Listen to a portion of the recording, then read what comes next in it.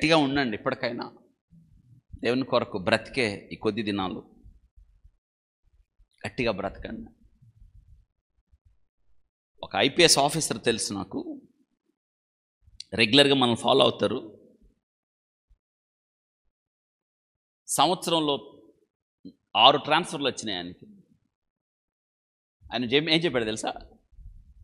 మీకు ఇప్పటికీ అర్థమై ఉంటుంది నాకెందుకు ఇంత ట్రాన్స్ఫర్లు వచ్చినాయో. ఆయన నాతో అంటున్నాడు, ఆయన ఒక మాట చెప్పాడు, ఎందుకంటే డాక్టర్ గారు మనం క్రైస్తవం కదా, మనం గట్టిగా ఉంటాం కదా అన్నాడు. యాదృచ్ఛికంగా ఆయన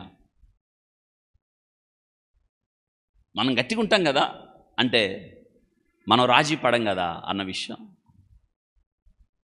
ఎన్నైనా వచ్చినా, ఎన్ని ట్రాన్స్ఫర్లు వచ్చినా రాజీ పడే పరిస్థితే. ఎందుకంటే దేవుడు మనకిచ్చిన దానిని, ఉపదేశాన్ని మనం ఎట్టపట్టుకోవాలి. కెనన్య మందసమును మొయిట్లో గట్టివాడు. బా, వాట్ ఏ బ్యూటిఫుల్ క్యారెక్టర్.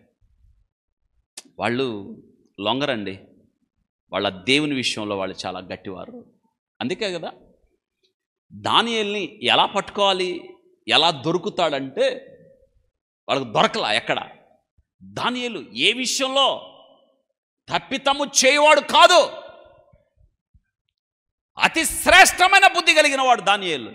చివరికి వాళ్ళు అన్నారు తెలుసా? ఒక మాట చదువుకుందామా? దానియేలు గ్రంథం 6వ అధ్యాయంలో మీకు ఆ విషయం, గట్టివాడు అంటే మీకు ఆ విషయం ఇంకా లోతుగా ఆ వాక్య భాగం మీకు తెలుస్తుంది. దానియేలు గ్రంథం 6వ అధ్యాయంలో చూడండి,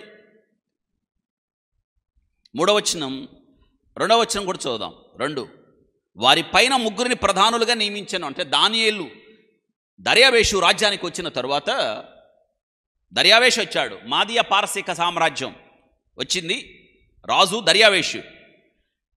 ఆ బబులోను సామ్రాజ్యాన్ని 120 భాగాలు చేశాడు. ఎన్ని భాగాలు?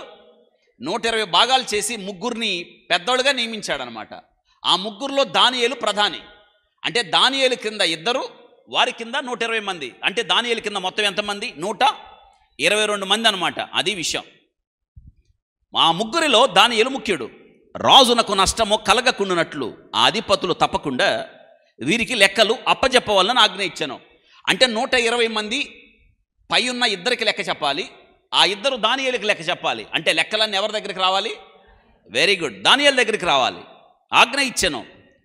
ఈ దానియేలు ఎంత బాగుంది చూడండి. ఈ దానియేలు, ఈ అని ఎందుకు వాడారు తెలుసా?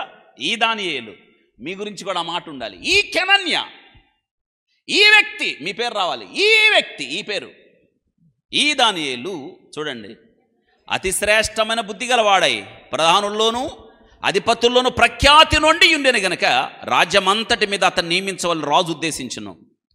అందుకు ఆ ప్రధానులు అధిపతులు రాజ్యపాలన విషయములో దానియేలు మీద ఏదైనా ఒక నిందమోపాలని ఉండి తగిన హేతువు కనిపెట్టుచుండరు. కానీ దానియేలు నమ్మకస్తుడే, ఏ నేరమైనను తప్పైనను చేయవాడు కాడు గనుక దానియేలులో తప్పైనను లోపమైనను కనుగొలేకపోయారు. 5వ వచనం వెరీ ఇంపార్టెంట్. అందుకు ఆ మనుషులు అతని దేవుని పద్ధతి విషయం అందే కానీ మరి ఏ విషయం అందే కానీ అతను లోపము కనుగొనలేమని.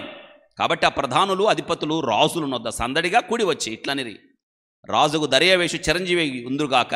చూడండి, ఇక్కడ 5వ వచనం చాలా ప్రాముఖ్యం. దేవుని పద్ధతి విషయం అందే కానీ మరి ఏ విషయం అందే కానీ అతనిలో లోపము, అంటే దేవుని విషయంలో ఎట్టుంటాడు అతను? గట్టిగా గట్టిగా ఉన్నాడు, గట్టిగా ఉన్నాడు. ఇంక చెప్పండి, మనం ఎలా ఉన్నాం? గట్టిగా ఉన్నామా? వద్దండి, మేము చేయమండి. గట్టిగా ఉన్నాడు. నాయనా, ఎందుకు నాయన ఆయనతో పెట్టుకుంటావు? వాడు యూదులకు శత్రువు, హామాను. ఎందుకు వాడితో పెట్టుకుంటావు? ఏదో నమస్కారం చేస్తే పోయిద్ది కదా. చేయను, నేను యూదుడు కనుక సాష్టాంగ నమస్కారం చేయను. దేవుడికి తప్ప ఎవరు చేయను. ఎందుకు నాయన? చేయను, నేను యూదుడను కనుక. ఇది గట్టిగా ఉండడం. ఉన్నారా? మనం ఉన్నామా అండి? మోస్తున్నామా దేవుణ్ణి? ఎవరన్నా కనిపిస్తే దేవుని పక్కన పెట్టి మళ్ళీ ఇంక వాళ్ళని ఎత్తుకుంటున్నామా? ఆలోచించండి.